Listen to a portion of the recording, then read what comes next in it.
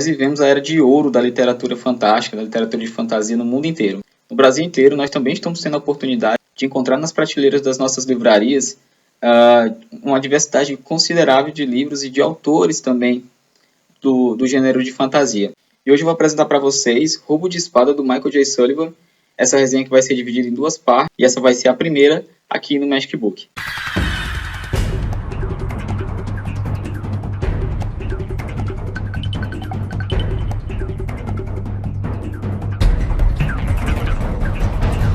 Roubo de Espadas, do Michael J. Sullivan, é uma história clássica de fantasia medieval, com todos os elementos da fantasia, sejam lá anões, elfos, gnomos, goblins, e também caracterizado por apresentar às pessoas algumas das classes, algumas das categorias de heróis, de personagens tão comuns no mundo da fantasia, né? Cavaleiros, magos e também ladrões, ladinos, né? Que para quem é fã de jogos de RPG, como D&D, por exemplo, conhecem tão bem e sabem o quanto são ricos e interessantes personagens criados com essa modalidade.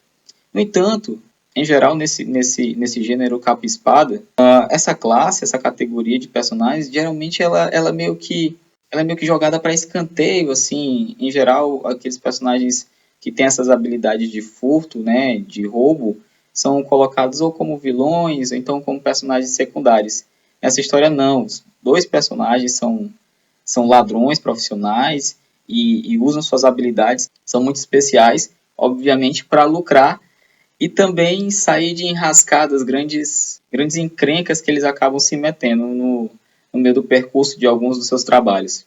A história, então, ela começa com Royce e o Adrian. São dois ladrões lendários, né?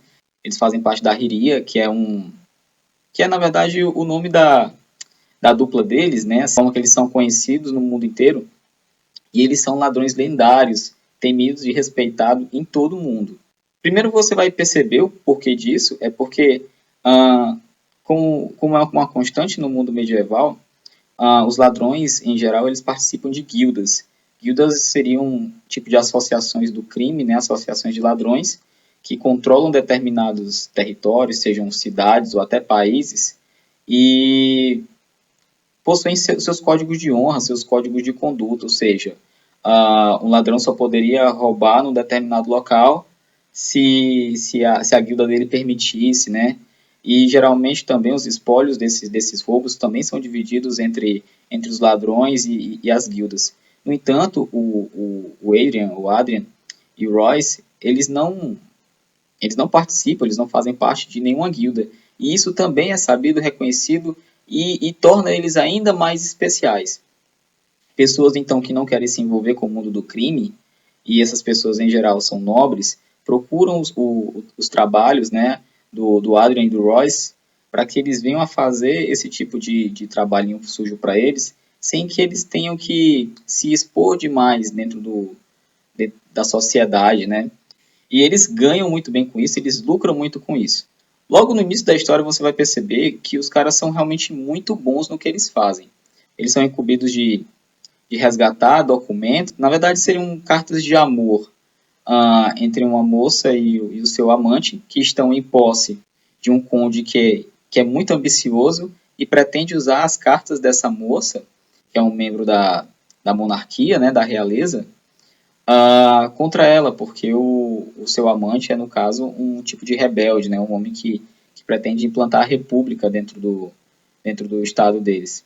Esse homem, então, ele pretende, esse conde, o Archibald, ele pretende usar esse trunfo que ele tem para poder chantagear a família dessa moça, poder casar com ela e assim adquirir, de acordo com a herança e os dotes dela, as terras e os títulos do pai dela, que é um marquês. Sem enrolar muito, eles vão sim conseguir recuperar esse item, né, ou esses itens que poderiam, de alguma maneira, causar um tipo de mudança na balança do poder do reino deles, e voltam para casa felizes, né, conseguiram mais um dia ganhar dinheiro sem correr riscos, né, assim, sem sofrer nenhum acidente, nenhuma perda. Acontece que boa parte do segredo do sucesso deles tem a ver principalmente com preparação, com planejamento, né? Eles, em geral, além de cobrarem muito caro, eles não aceitam trabalhos em curto prazo, assim, eles não aceitam que você não dê tempo para que eles possam planejar e estudar bastante o alvo deles. Porém, um dia o Adrian está lá na taverna, onde ele meio que se camufla, né, onde ele se mistura no meio das pessoas que moram naquela vila, e ele recebe uma proposta de um homem que aparentemente está desesperado porque foi desafiado a um duelo contra um duque que é extremamente conhecido como um dos melhores espadachins de todo mundo e que o desafiou por esse outro homem ter olhado para sua esposa, né? A mulher, no caso do duque. O homem chega lá para o Adrien e diz assim: olha, eu estou desesperado, eu preciso que você roube a espada desse homem, porque a espada dele é um tipo de item mágico, é um tipo de item precioso, que quando ele está com essa arma, quando ele está com essa espada, ele é simplesmente invencível. E se eu puder ter alguma chance de vencê-lo, ele precisa estar sem essa espada. Daí então o título Roubo de Espadas. O Adrian, de início, logo, até por princípio da sua profissão, não aceita a proposta do homem. Até então ele colocar um pequeno saco sobre os seus pés com 100 moedas de ouro, né? 100 moedas de ouro, no caso, lá é muita coisa. Uma moeda de ouro já seria muito dinheiro, 100, então, seria praticamente o dinheiro de um ano inteiro.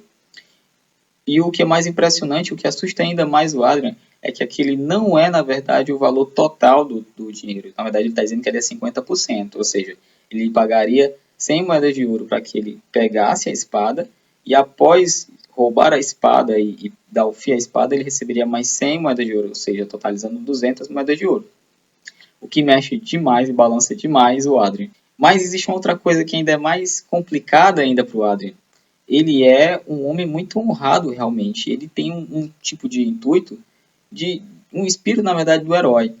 E isso, o seu companheiro Royce sempre gosta de enfatizar, é, na verdade, o que vai levá-los à ruína, né? É o que o Royce acredita. E, muito provavelmente, ao ler a história, você vai perceber que é o que vai acontecer. Então, o Adrian acaba aceitando, sim, essa missão, né? Esse trabalho de pegar, de roubar essa espada. E essa espada, ela simplesmente está escondida dentro do castelo do rei. Ele e o Royce, então, sem preparação nenhuma, né, o pedido do trabalho foi feito no mesmo dia em que eles vão lá para retirar a espada. E no meio desse processo, sim, vai acontecer uma grande, enorme, gigantesca merda na história.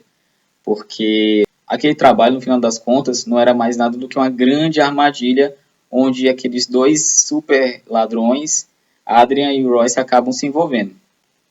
A história, então, leva esses dois ladrões, nesse momento de pura estupidez da parte deles, né, a se encontrar com outro personagem, que é o rei Ulrich, né, que é um príncipe, na verdade, super mimado,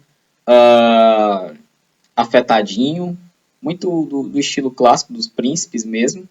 E esse trio, esse trio e esse grupo, na verdade formado também por um monge,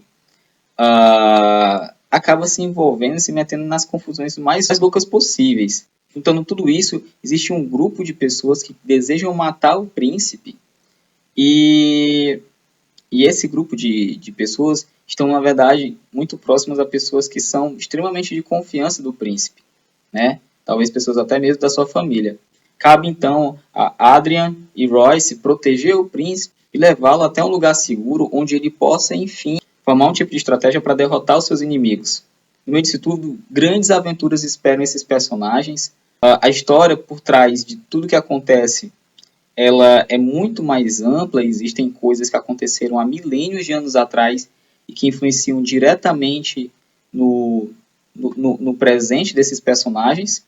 E a conjectura também política desse mundo tão complexo, onde você vai ter imperialistas, monarquistas e republicanos, todos eles lutando para que as suas formas de governo sejam as soberanas, né, e querendo destruir as outras formas de política, de governo, tornam essa trama extremamente rica em elementos. Você começa a achar que os personagens vão para um certo caminho, porque as coisas começam a dar certo dessa maneira, e de repente você percebe, e os personagens percebem que não é nada disso. Então eles vão ter que arranjar uma outra maneira, porque senão eles vão ser mortos, e eles estão sendo caçados, e a traição está praticamente a todo passo que o príncipe Yorick der. Essa história, então, ela é contada no primeiro livro, chamado A Conspiração da Coroa, e tem a intenção de introduzir os personagens principais dessa saga, né?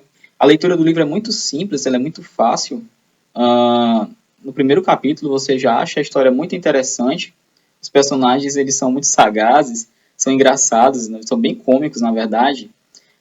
Porém, uma coisa que eu tive muita dificuldade foi entender um pouco das motivações de cada personagem. Pelo menos nesse primeiro livro, eu achei que o Michael J. Sullivan ele pincelou pouco os personagens, assim. Eu achei os personagens pouco ocos, assim. Não parecia que os personagens eles tinham motivações verdadeiras para estarem fazendo aquilo que eles desejavam fazer. E em alguns momentos eles tomaram decisões que simplesmente não condiziam com o perfil que você tinha deles há capítulos atrás. Isso também não torna a história ruim, pelo contrário, é uma história muito divertida.